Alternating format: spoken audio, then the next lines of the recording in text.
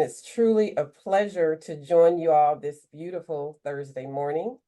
Today, we'll be delivering our second webinar in the 2024 Grants Initiative webinar series, focusing on funding essentials for county supervisors and CAOs.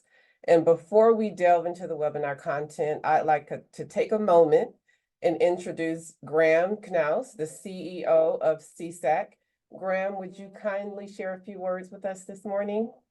I'd be delighted to. Thank you, Veronica. Good morning to you all. So glad that you could join us today to spend some time talking about and thinking about the CSAC Grants Initiative. I want to spend just a second talking about how we got here. This Grants Initiative was actually not something that we were looking to create. It wasn't on our radar until one of our past presidents, Supervisor Ed Valenzuela from Siskiyou, suggested it as one of the challenges that rural counties have is having sufficient capacity in order to apply for and draw down critical federal and also state dollars that increasingly require a grant application rather than a direct allocation to local government.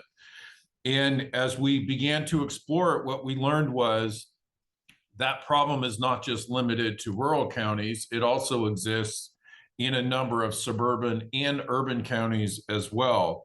And that if CSAC could, through our foundation, step in to provide a basic level of services that we would underwrite in terms of awareness as to what's out there and some additional options to generate capacity for grant writing related services with a negotiated discount with a grants writing firm, that would really allow California communities to bring down very important dollars that could help transform your community. That's the thinking around this.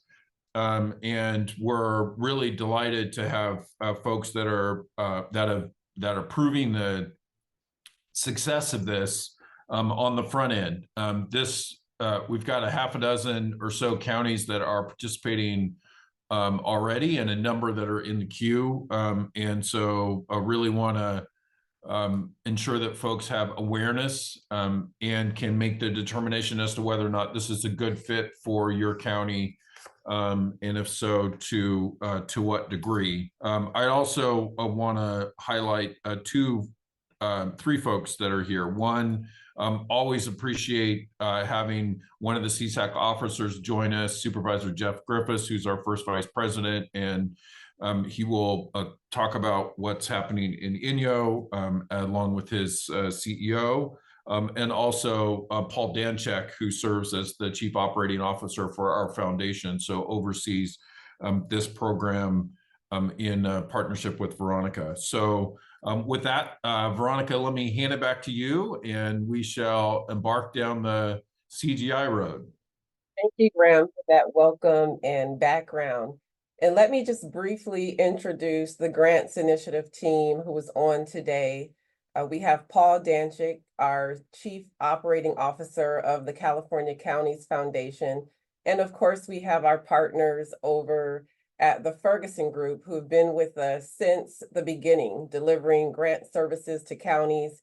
And we'll get into what some of those services are throughout this webinar. But for today, we'll be delving into an area that's immensely important, yet not widely understood by some. And therefore, we're delighted to have two featured speakers today, Inyo County Supervisor Jeff Griffiths and Inyo County CAO Nate Greenberg.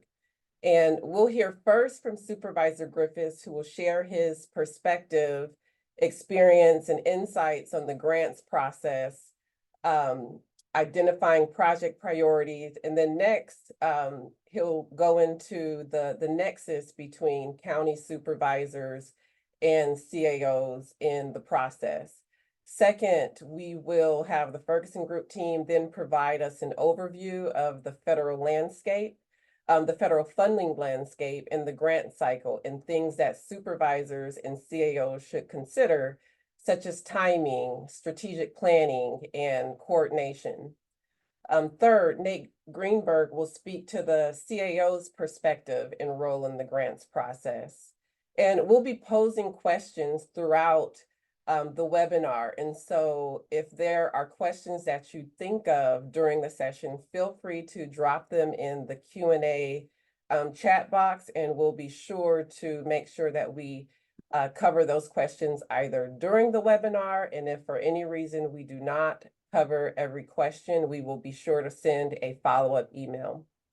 And lastly, we will provide you with some high-level information on the Grants Initiative service offerings. Both are free resources that are available to all counties, as well as our premium services, which are really tailored around the individual project needs of counties. And so with that, I would now like to introduce Inyo County Supervisor Jeff Griffiths. Okay. I appreciate the invitation to be here today.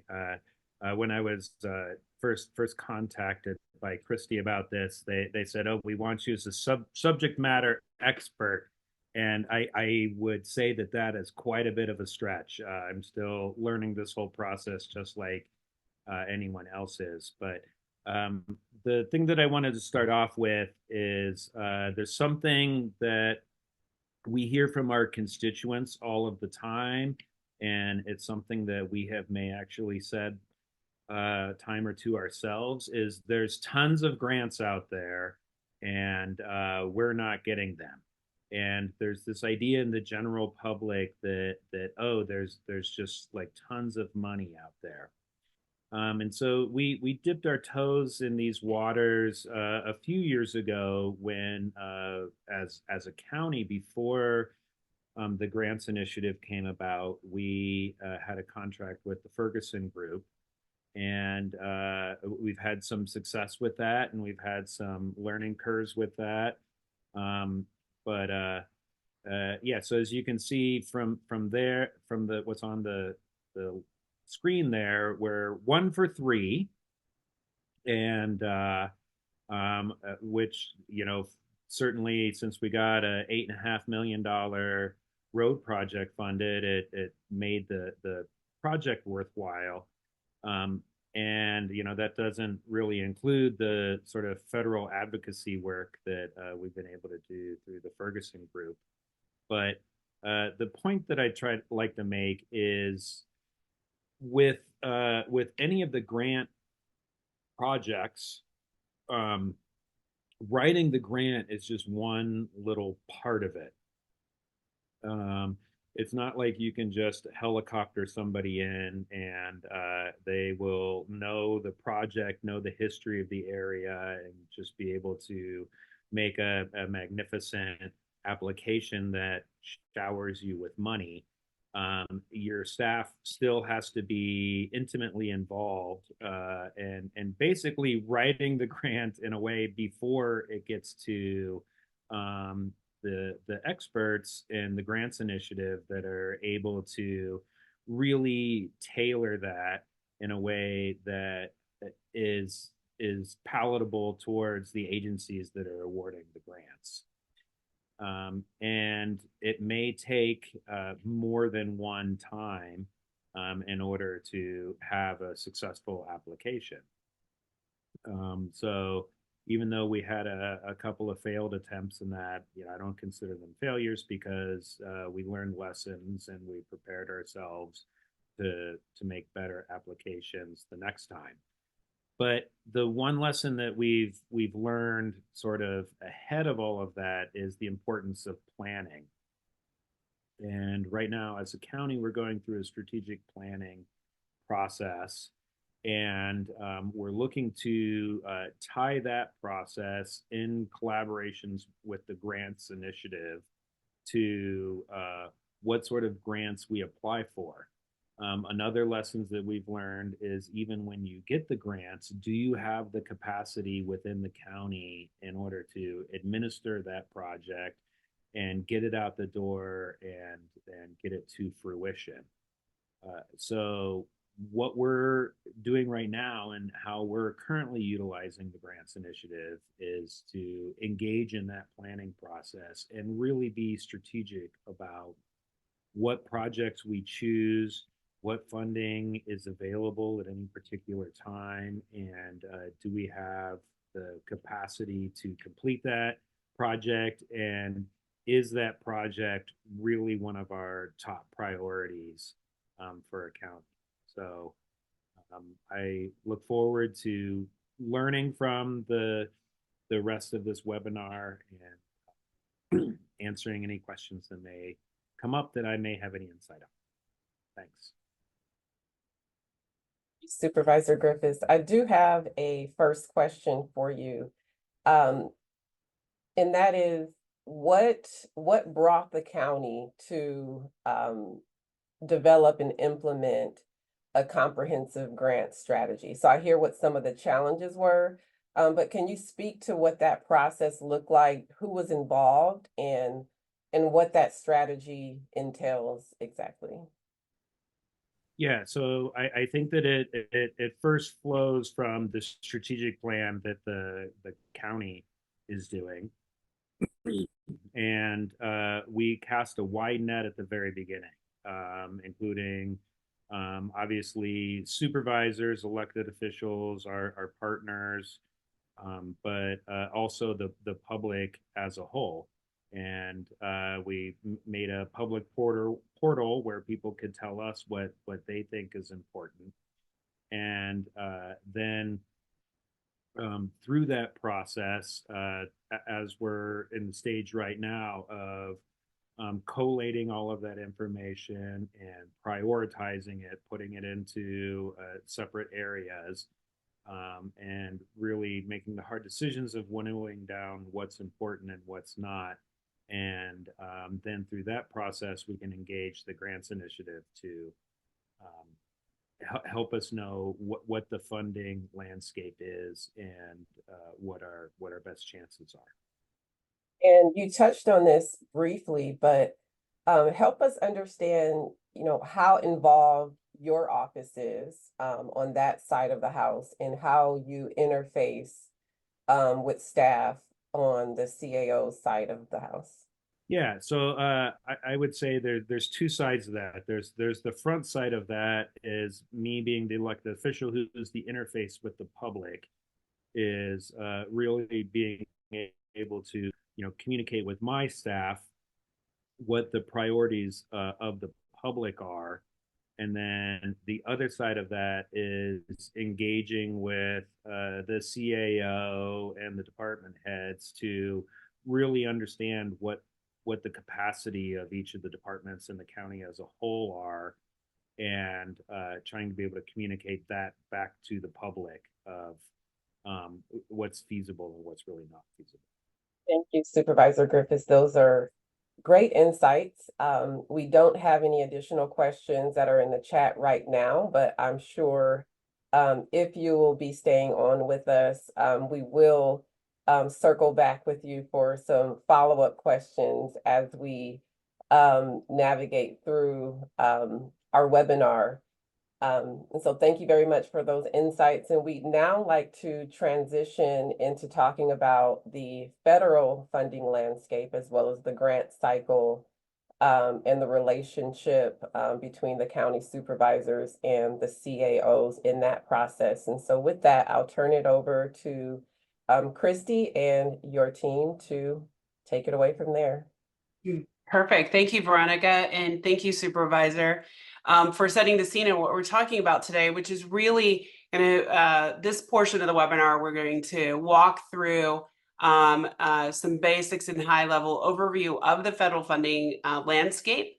While the CSAC Grants Initiative does also concentrate on state grants for California as well as foundation grants, the more competitive process is at the federal funding side. And there's a lot of changes, a lot of movement in the types of programs and types of projects that are available for local governments.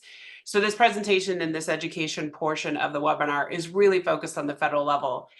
We've done additional webinars on this. So if you didn't catch the first webinar in our series discussing how to implement a strategic plan for federal fund or for funding for your county, make sure you go back and take a look at peek at those slides in that recording. And we're going to go deeper dive into the process today and really focus on the roles that you can bring to the table as supervisors and CAOs as your staff in your county are going through the planning process for grant projects, are actually in the middle of grants itself at the various different stages. So to start off, we're going to kind of just generally talk about the grants federal funding landscape. There are two different types of funding that can come from the federal government: discretionary or competitive grants, or formula, entitlement, or block grants. Formula, entitlement, or block grants are very much driven by formulas, to be quite honest, and other elements or processes that are outside of the county in what you can partake and actually participate to bring those dollars to you. They're kind of just automatically roll through. Changes will happen in the overall programs and in themselves that might impact how much money you receive.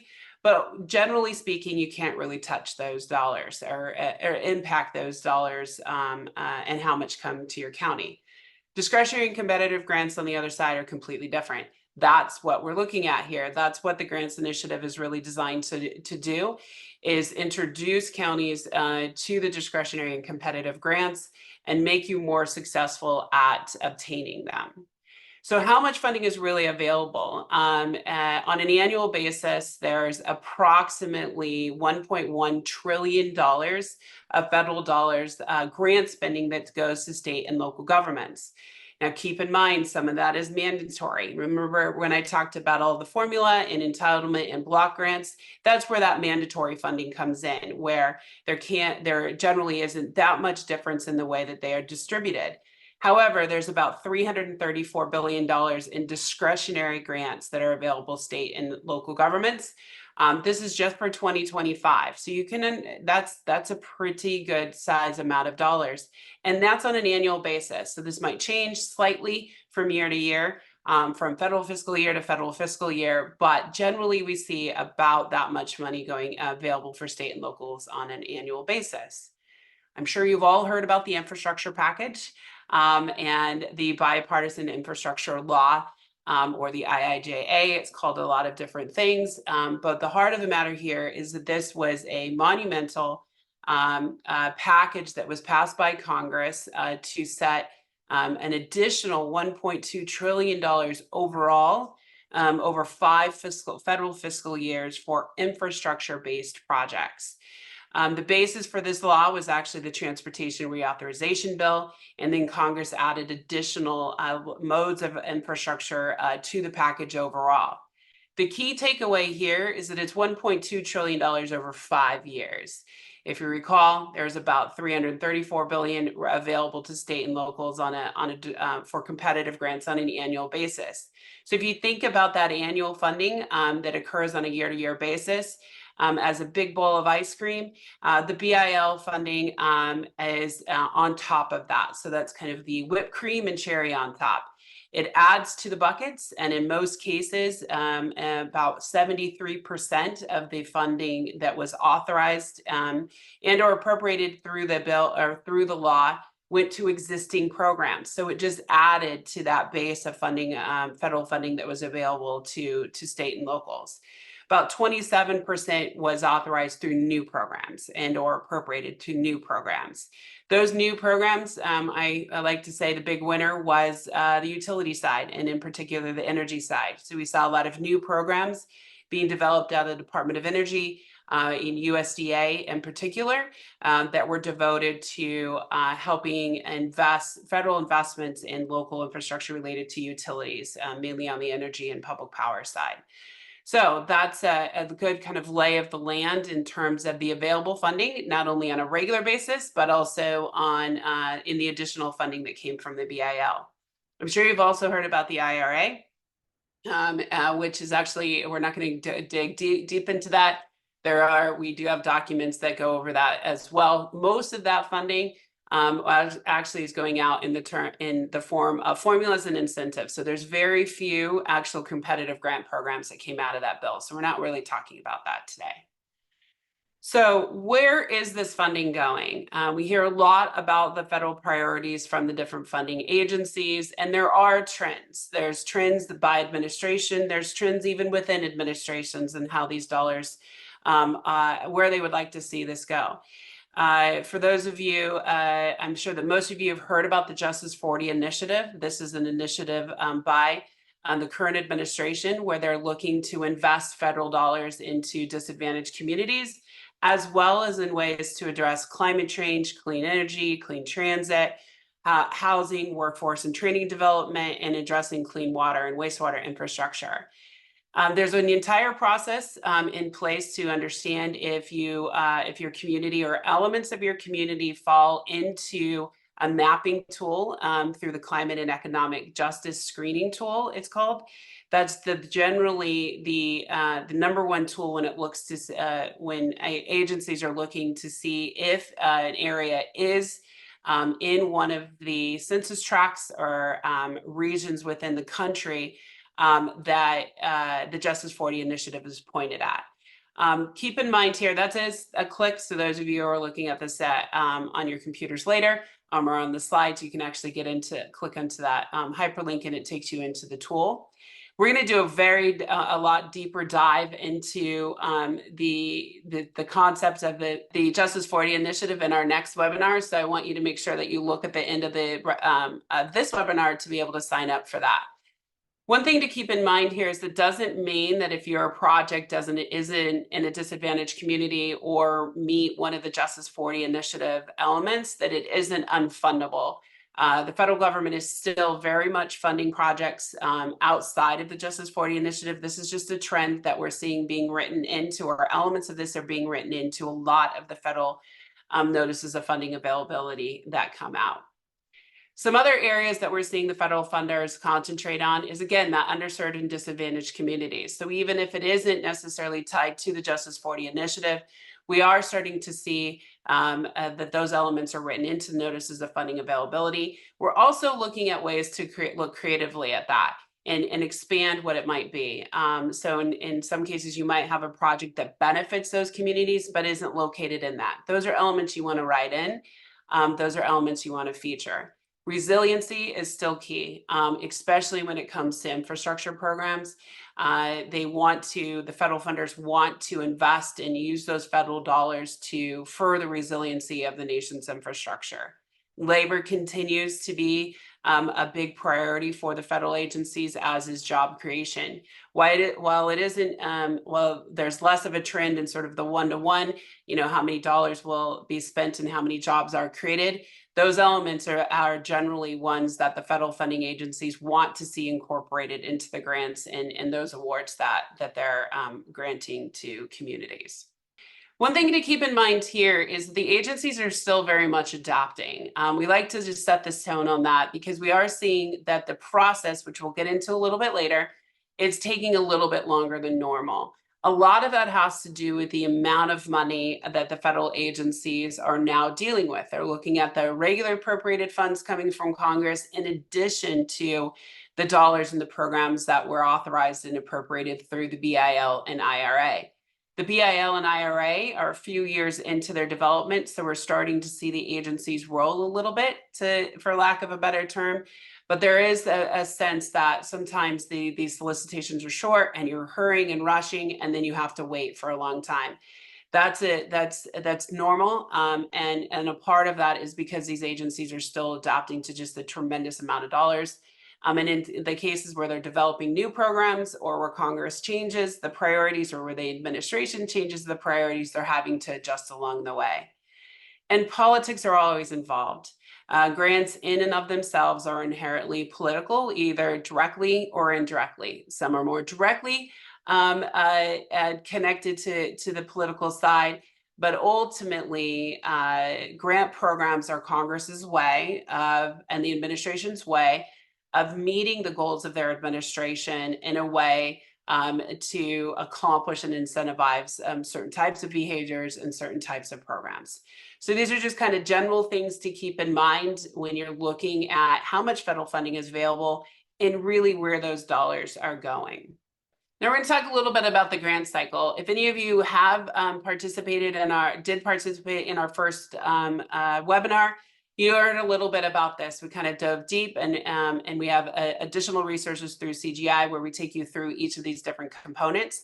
We're going to talk a little bit today about what is happening on the staff level when you're looking at each of these elements of the full grant cycle. But then we're going to give some recommendations and so some insight and thoughts from the supervisor perspective and the CAO, and how you can engage in the process, or things that might help you better understand the process, and in particular the length of time that it can take for a project to go through the full cycle. So these are the 5 stages of full grant funding from start to finish. Start being, hey, I've got an idea. I want to try to fund this project or secure funding for this project, all the way through constructing that project or actually putting that project into play. There's 3 main characters or groupings of the process. Those in blue are those for the pre-award side. The red is the awards decision side, and then the green we consider post-award. I think you can hit the next click there. This entire process can take about 12 to 24 months. We used to say that was 12 to 18 months, so about a year to year and a half to get from project idea all the way into spending down the dollars and actually seeing it going to work into your community. But if you think back to that last slide, we're talking about the federal agencies having to adjust for just the number of grants and the number of dollars that they're responsible for distributing. We're seeing a little bit longer of a process in totality.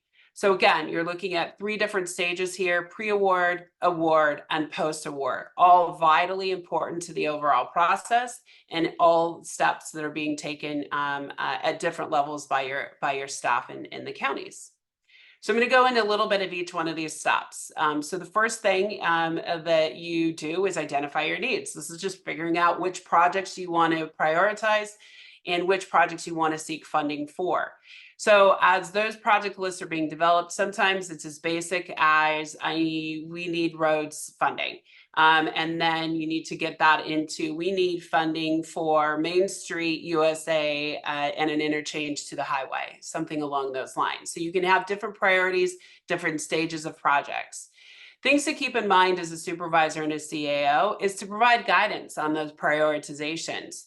And really kind of, you're going to have a lot of competing needs, and providing that direction and holistically to understanding what you're doing at all different levels and at all different departments makes the entire process go that much more streamlined and that much more efficiently.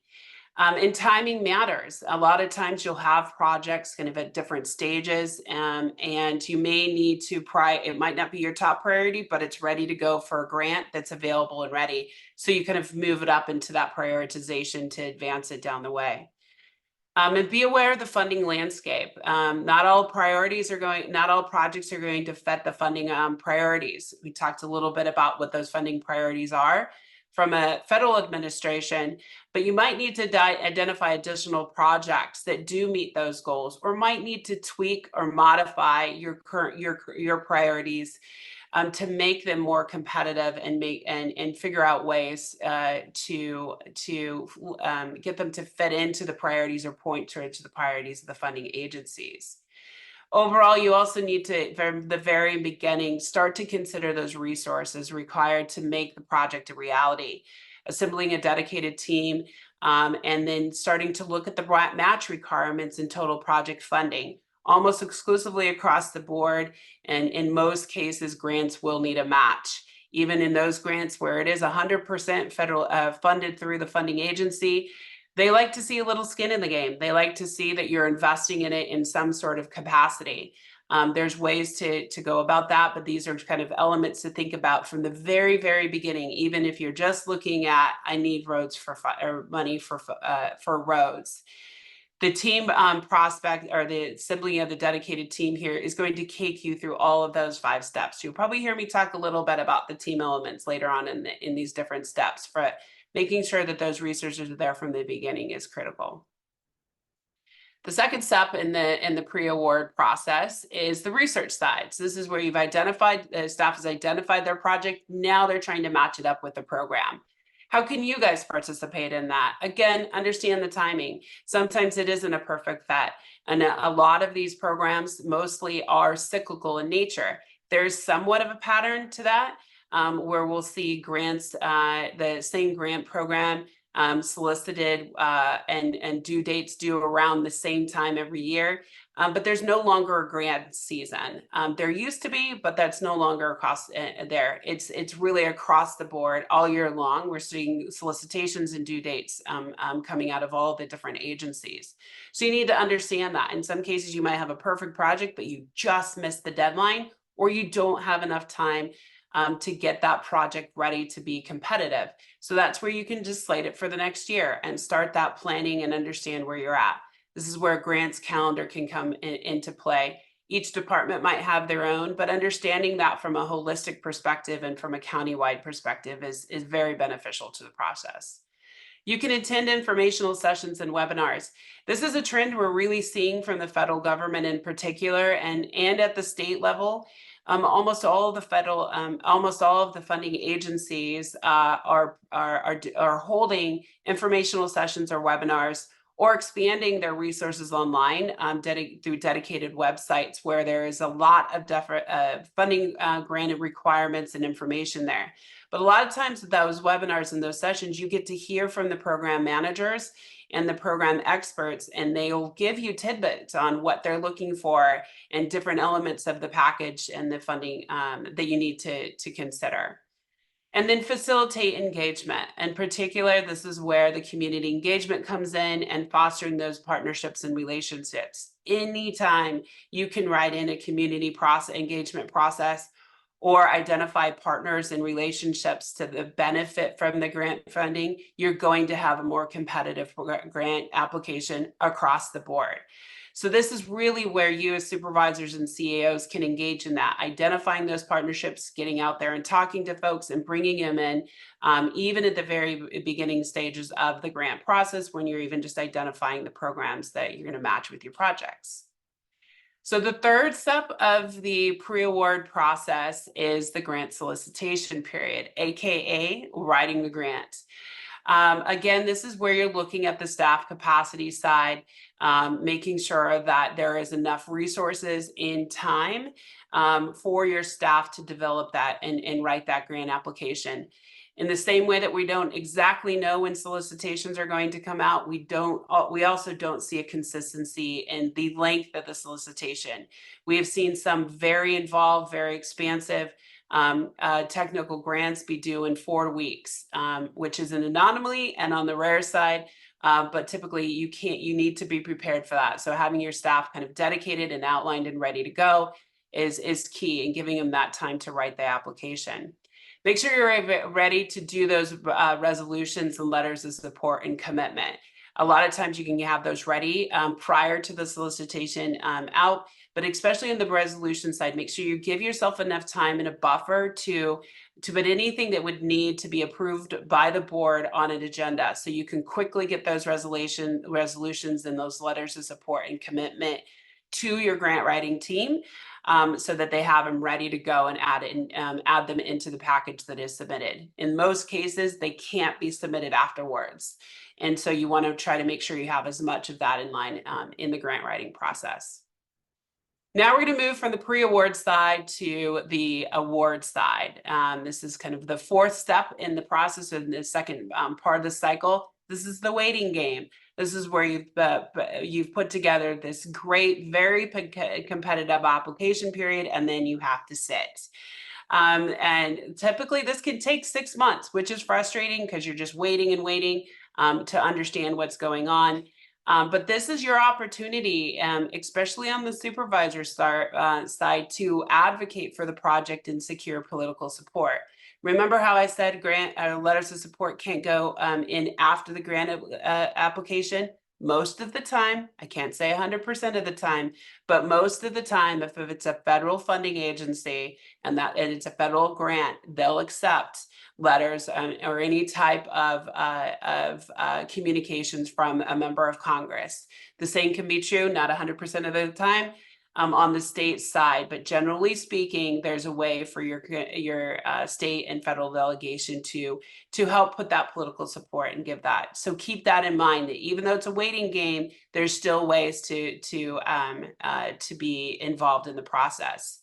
Then you're waiting for the notification. And so you're either going to get one or two. You're either going to get a successful notification or an unsuccessful notification.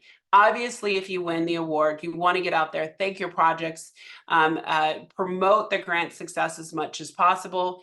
In the same way that the federal funding agencies are promoting the programs and they're getting out there, you want to do the same. You want to make sure that your community and your constituents understand that you help bring these federal resources to your community, and you want to show that support for the funding agency as well. They'll see it, believe me. And grants are very competitive, and you will lose, and that's okay. You heard Supervisor Griffith say it before. When he was doing his review of Inyo County's most recent grants, it's perfectly fine to lose. I'm not going to lie. Sometimes we'll submit grants purposely thinking that we're going to lose just to get a debrief. Those debriefs can be instrumental. So if you do have an unsuccessful grant application, encourage your staff and encourage your departments to go forward on that debrief and communicate how and learn how they can improve it for next time. Then you get into the grant award agreement. This is the lengthier process. This is where you're in communications and working to actually go under agreement with the funding agency. So make sure that you're reviewing those terms and conditions, and you can participate. You can push back if you're not. If there's a term that you don't really agree to, that's okay. You just go into that communication. So be ready to participate in that. The faster you can get going in those communications, the faster the dollars can come down to the community. Next step is the implementation process. This is the fun part. This is where you get to spend the money. So as your staff gets the award and the dollars start flowing into the project, again, that strong team is critical. We're seeing more and more reporting and mechanisms required for some of these grants. We don't want that to discourage applying to grants, but making sure you understand what's required when the award comes in and having your team set up and ready to go it makes the entire process easier on your staff as well as the federal funding agency, because it makes that partnership very easy on both sides. So make sure that if there's any training or development or anything along those lines that your staff needs, you can get that ahead of the game on that. And even as you're waiting for the award to be announced, start to think about what is the post-award side? How are we going to manage this grant? How are we going to report on it? And start to establish some internal controls in that capacity. You will need to understand how you're going to financially link to the system, the approval process, regular audits and reviews, and then any documents and documentation of the policies and procedures. A lot of this you can have ready to go. And a lot of this is duplicative. So as long as you have this process in set and in motion, you can replicate it for additional grants as they come in. So that kind of takes you through the full cycle from with your supervisor and CAO hats on. As you're kind of looking at the key takeaways here through the timing process, I hope you understand that timing matters. It does take a while, and these, especially on the federal level, the grants are highly competitive. So knowing your projects and your priorities and investing in the planning not only makes you more successful in the end, but also makes the process that much more stress-free and efficient and easy flowing for you and your staff. Keep in mind the solicitation periods are short, so all that planning goes into play. You can do a lot in the beginning to get ready so that the grant writing, which is the solicitation period, goes as smoothly as process. Start early. I can't tell you how much that pre-award process is. Almost about 80% of the work is really done in those 3 big steps before the award is announced.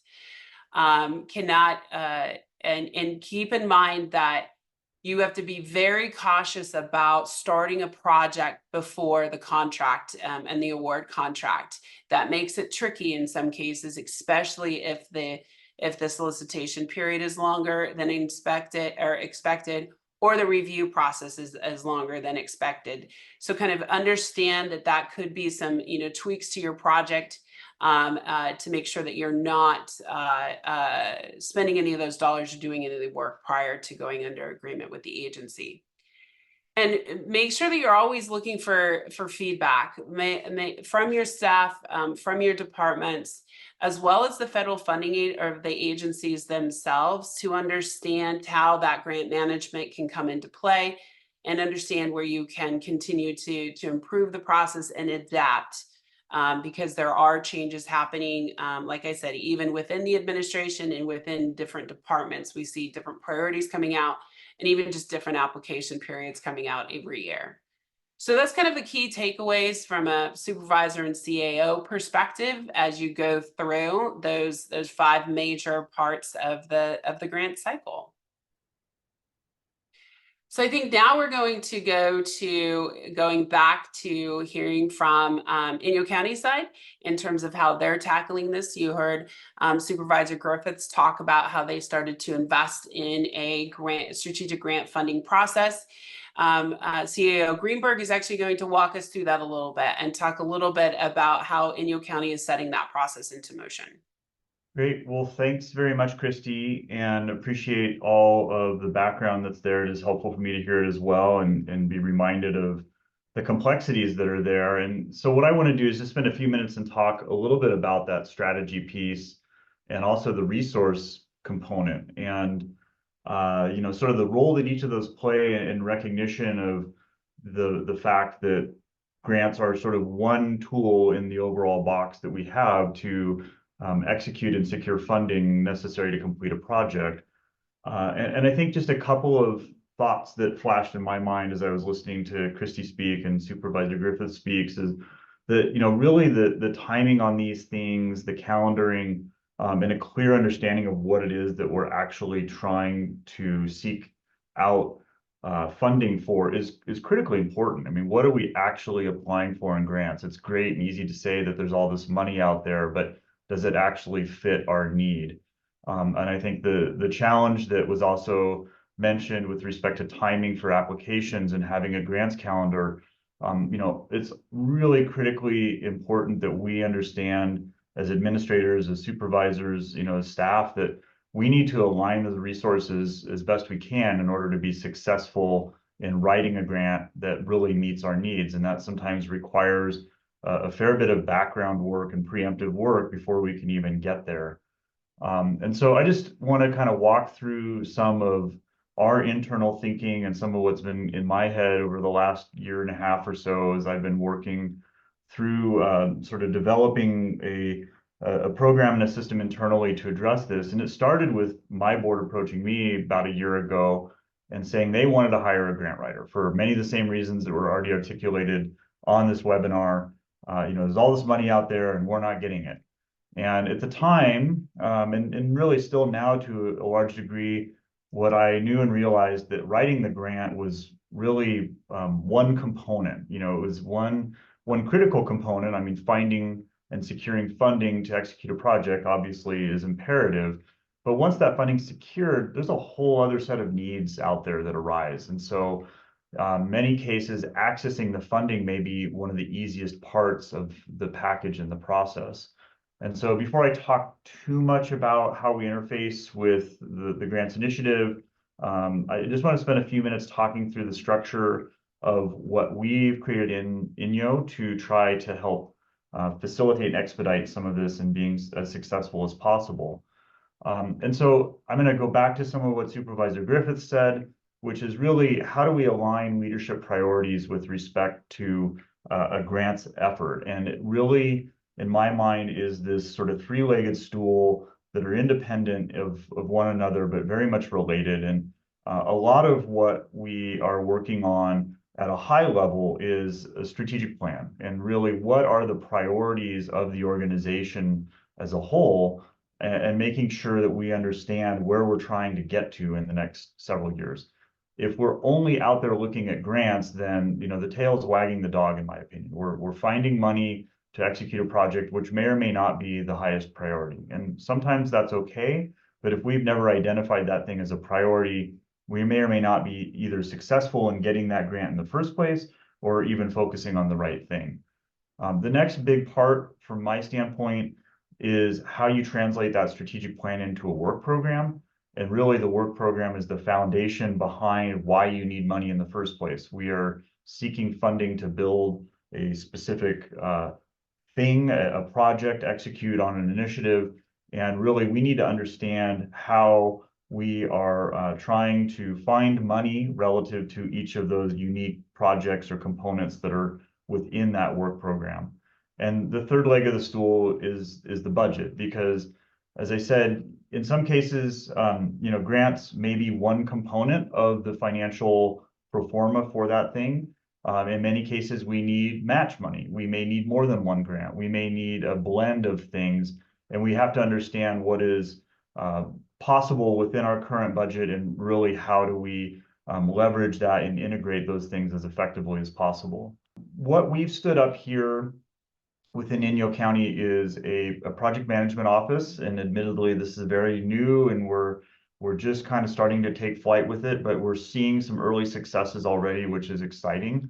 And really, we stood up this project management office because what we were seeing was a need to coordinate the overall work program and the needs that are coming out of sort of the strategic planning effort with respect to the actual projects that are being executed on the ground, and to try to centralize as much of that in one place with some key people as possible so that there weren't a bunch of folks out there trying to seek out funding for projects that were maybe in competition with one another in one way or another. Funding is one critical component of getting a project done. The capacity and resources to actually be able to pull it off are also critically important. We need to have people who can manage the project. We need to have the actual folks that have subject matter knowledge, have enough capacity within their worlds to be able to provide input into grant writing and the like. And so really being strategic about how we approach funding is I think critical, especially in a small county like ours. And so our PMO is really housing sort of three big pillars. The first is the project management piece itself. That's kind of the nuts and bolts oversight of the portfolio management, looking at special projects and economic development initiatives, housing, those types of things, but really kind of looking at and helping along projects that span multiple departments or that are originating from the Board of Supervisors or the executive office. It's not to say that all project management for the entire county is happening in the PMO, but these larger initiatives generally are trying to be centralized there. The next big vertical is in kind of the legislative affairs piece, and it's not really immediately related to this conversation today, but there is some overlap there in trying to coordinate, you know, the guidance with respect to our legislative platform and tracking state and local initiatives that may be imposed upon us that we need to seek out funding for or initiate a project around. And then the third is really what we're talking about today, which is how do we finance these projects and recognize that there's a whole host of different ways. Grants are one component of that. Federal appropriations have become a big valuable tool for us, as well as looking at other one-time funding or other funding sources within our budget as a whole. Really, I think the key pieces here for us is how do we align all of these different pieces? The strategic planning process is really how we engage our board and the community as a whole, and Supervisor Griffith spoke to that conduit. We are going through the planning process right now, which had a wide range of public engagement through you know, idea collection effectively. That process also very much helps our department heads and leadership understand the vision and set of objectives and try to build some alignment with respect to projects. And that work program is better informed through that strategic plan. And basically from that, we can not just build projects, but make sure that we're focusing on the right ones. And ultimately, that budget process is kind of how all of this knits together, and we are able to clearly identify those projects that we are seeking funding for, and that we really want CGI to help us go and find funding strategies around. And so what we are actively doing is highlighting not just the components of our strategic plan, which are of immediate interest and value, but the projects within those that help, maybe meet the goals and objectives stated there, and say, look, these 15, 20 things are programs that we really want to kick off in the next couple of years. What is available out there currently in the funding landscape? Do we see things on the horizon that will come up and that maybe we can start to blend some money around? What are some ideas and thoughts for getting some of these big projects that are going to require multi-million-dollar investments? And what do we need to know and start to build capacity for when the opportunity comes up? And I think having those conversations early on is critically important so that we can build resources and be ready, and that we're not just out there looking for grants kind of willy-nilly.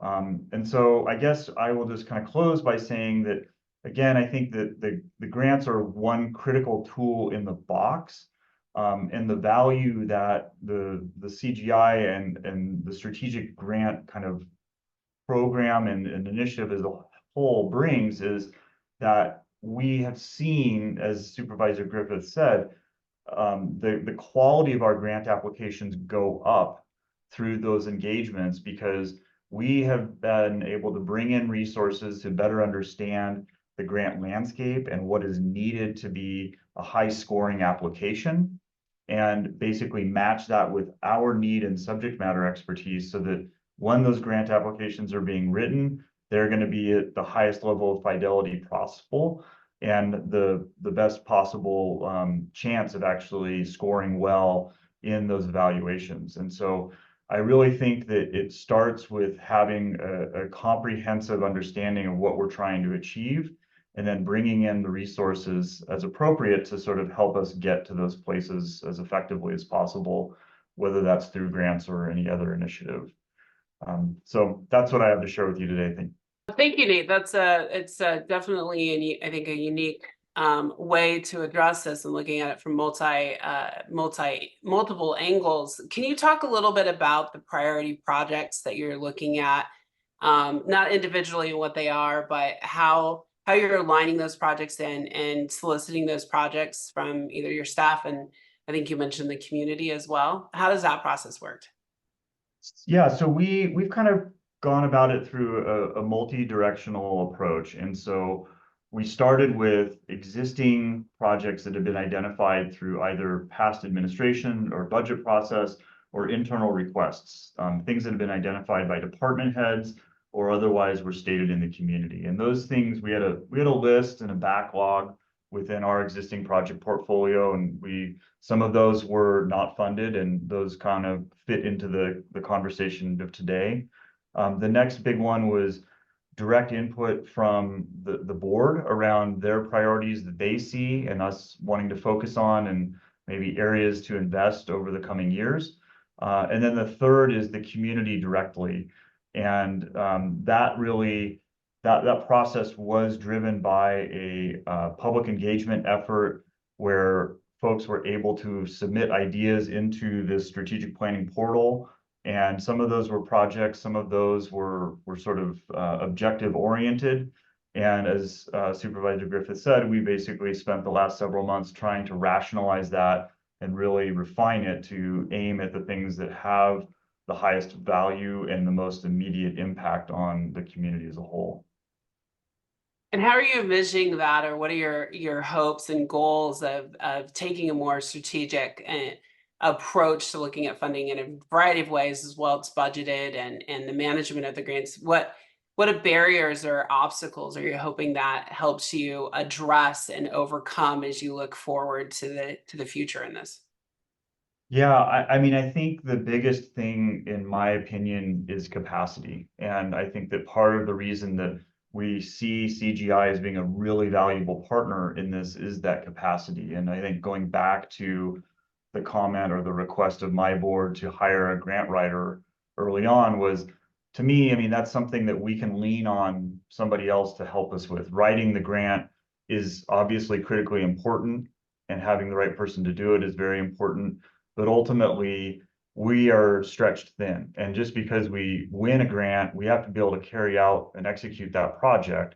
And so I want to make sure that we are focused in on the items that really are the most critical, and that we're not just out randomly trying to seek out money, because sometimes having to take on more is not necessarily as efficient. And I think at the same token, if money does become available for what's sort of a long-awaited or anticipated project, and it really is a high priority, then that's something that we can start to kind of address and look at ways to bring in additional capacity to help us carry that project out, or seek out other resources that would maybe help us get there. But it really does come down to how do we finish what we've started and really be thoughtful about the things that we are starting in the future. And I'm sure that helps, to considering that county staff often wear multiple hats. And I think in this process, and definitely in the grant world, they wear different hats as you go through the cycle. But I'm sure that you're looking at that too. Have you seen this final question? How has the staff reacted to this? Is there any sort of changes in sort of their buy-in or ownership of the process, and where they sit in that cycle, and what hats they may be wearing or not wearing? Yeah, I think it's a great question. And honestly, it'd be interesting to react to it again in maybe 6 months or a year. But what I will say is that we do have a few pretty critical projects that are in flight and are kicking off right now. And we're already seeing value in that centralization and coordination. Also, one of the things that we are working to do with the PMO is to provide some of that capacity where a department is maybe stretched and isn't capable of managing a project that they would have traditionally been responsible for entirely. We're able to provide some resources there. We're able to try to step in and help with things. And, we're looking at being able to support in areas like some grant reporting and, maybe in grant writing. And so I think that it's still sort of ramping up, but what we are seeing is that people are interested in leaning in around that. And more than anything, I think trying to be more deliberate about the work that we're actually focusing on and that they're actually focusing on, and not necessarily reactive to the theme of the day or the theme of the year, but really thoughtful about, how have we set our priorities. And that's giving them a little bit of a backstop to say, like, okay, yeah, this is the thing that we really need to be deliberate about. So it's an evolution, but I think that early signs are positive with respect to staff buy-in. Thank you again. I will say, on behalf of CGI, we're very excited to be working within your county and your needs. So I'm going to turn it over to Veronica to go over the CGI resources. Thank you so much, Nate, for going into all that you all are doing in Inyo County. And it's really great to hear some of the lessons learned and hear what is happening live as it relates to why the CGI exists. And so being able to provide that insight to those that we have here with us live today, as well as for those who will hear this on the replay, thank you again for sharing what you all are doing. I think that the model that you are developing there as it relates to how you're approaching your grant strategy is one that can be very useful to some of our other counties throughout the state. And so as it relates to CGI, there are two prongs to what we offer. We have our free services, which this webinar that we delivered today is part of our free resources. We also have our weekly grants update, which provides an update on funding opportunities, federal funding opportunities, as well as state funding opportunities. That comes out on a weekly basis. We have our grants calendar, our database of successful grant applications, which we'll be updating here in the summer. We have grant profiles and summaries, funding guide, as well as a project portal, which I encourage everyone who is on the webinar today. If you have not had the opportunity to utilize the project idea portal, do it. If there are things that your county is considering, or if there are things that you're considering as the one who is in the grants division or seeking grants on behalf of your county, but you don't have the capacity, plug in what it is that you're looking at or looking for, and utilize this resource, utilize the expertise of the Ferguson Group team to walk you through what it would look like if you did move your project forward. I can't stress enough for our counties that aren't quite there yet in terms of being able to be fully staffed on the grant side. This is a resource that exists for our members. And so please take advantage of it. All of the resources can be accessed through our project portal.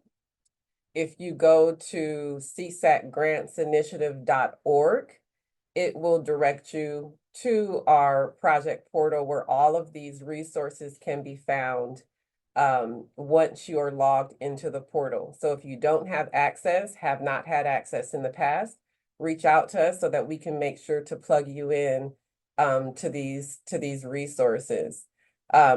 And moving, beyond the resources that we offer at no cost are our premium resources. And some of what you've heard from Inyo County in terms of what they're doing and in terms of their grant strategy, those are things that came by way of the premium grant services. So I just want to make a distinction. We deliver these webinars to all. We deliver our weekly updates to all.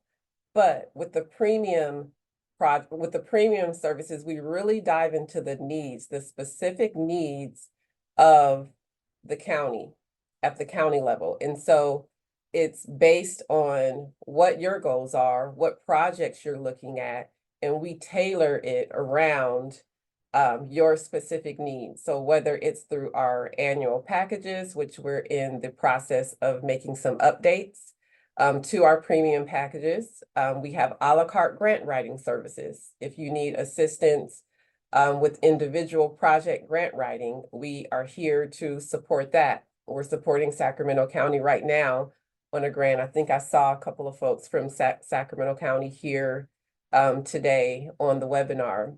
Additionally, we go into specific, needs assessments, strategic planning, editing, debriefing, training. So we encourage you, if you have not taken advantage of our free consultations or just reached out to the CGI team here at CSAC, please do it, because that is what we are here to provide to you all as members. We will make this PowerPoint available to you all as well. I know that there was a lot of information that was covered here. There was very valuable information covered by CAO Greenberg that you all can probably implement, especially those of you who are from some of our smaller counties. And again, going back to this webinar is the second of a 4-part series that we're delivering this summer. And so next up, we have August 1st that will go into diversity, equity, inclusion, and accessibility. Christy did touch briefly on some of this information, but we'll be taking a deep dive into this content on August 1st. So we encourage you to get signed up for the upcoming webinars and to remember to just reach out to us so that we can begin to, work on the specifics around your needs. And Paul, if you are still on the line, is there anything that I've missed or that you would like to add? Just want to give a big shout out to everyone that's presented today. Look, the work that we do at the foundation is impossible without all these different parts coming into alignment. Certainly the work that's happening in the county space right now, the work that we do at CSAC, and then our varied partners. And Christy, thanks for your presentation today on helping break down this really complex grants process and something that's understandable on where we are today. When we look at the resources that we're providing through our grants initiative, look, we go across the state, and this continues to be reinforced with those of you that are on today's call, those of you that can see it in the future, and those that have reached out to us. We're across the state right now. We're in about 40 counties that are interacting with us in a variety of capacities. I mean, that's huge. And when we look at the different needs that counties experience, we recognize the individual nature that's coming into play of some that are starting out at different levels on these competitive grants, as Christy pointed out earlier today. And some have teams already in place that need additional assistance, right? We can support in that capacity, and some are just getting started, and we can assist in that realm as well. I know that we're a resource for you, and reach out to Veronica or me, and let us know where your challenges are and how we can assist in that nature. Thank you. Thank you so much.